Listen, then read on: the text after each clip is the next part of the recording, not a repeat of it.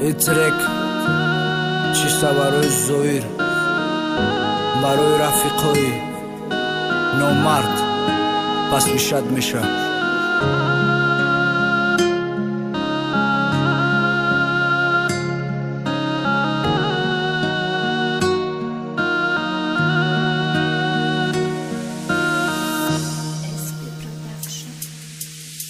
زویر برادرمون گفت یک تا تمای دوستی خون، برای دوستی بسوم یک تمای نومردی خون که دا وقتی سوم دارید میگن جورا جون دا برتیم مورا مولت شیطت که هم مکه و هم دو درتیم. گوش که زویر برادر دا دنیا دوستی حق نیستای، برای سوم میکسد و ای کفو دویدستای. یخی لوقی پدرش برای خواهرت میا، یخی لوقی مادرش برای همسرت میا.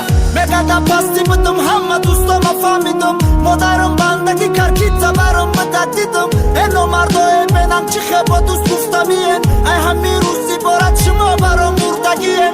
من برای شما کجان ما در اقنام نداشتم، کسی بسی تو نخست من دهنشم نشکستم. وقتی در کارم بدن همه شای برام گرختن، شکستگی هم باشم حالی نموردم نرختم. این دنیا قاتلم کرد، دوستانم بدیلم کرد، لیکن من خور نگشتم، در کمک زور نگشتم.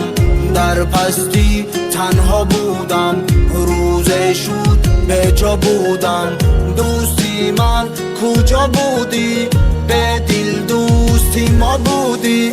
دیگه سخن مردی ده همه زکوس کشیده، مردی یک پوسته نیسته همه کو دو پوسته شیده. وقتی لوی ده کیسه تای همش بچه و چتای، وقتی بلوی کشیدی دید زمه مونه کیده تای. فهمیدن نمیشه و همش فرزندی انسانن، همش ای پشتی حیات همشون ای پشتی نونن. میگویی کم بغل بیو ده برم گیرم شه، باشید کرچت میزنم خدم دیدگیم شه.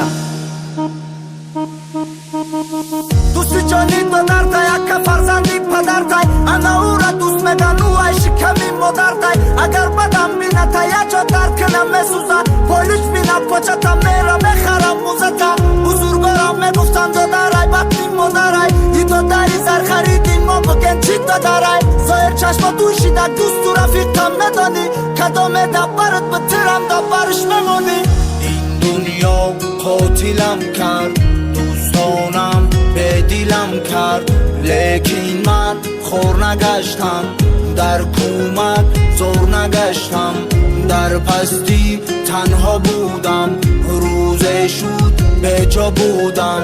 دوستی من کجا بودی؟ به دل دوستی ما بودی.